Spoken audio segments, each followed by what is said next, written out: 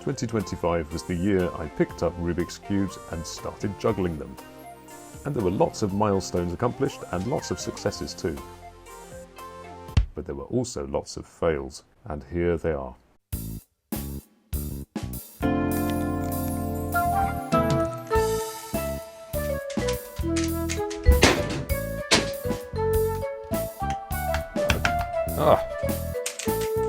Okay.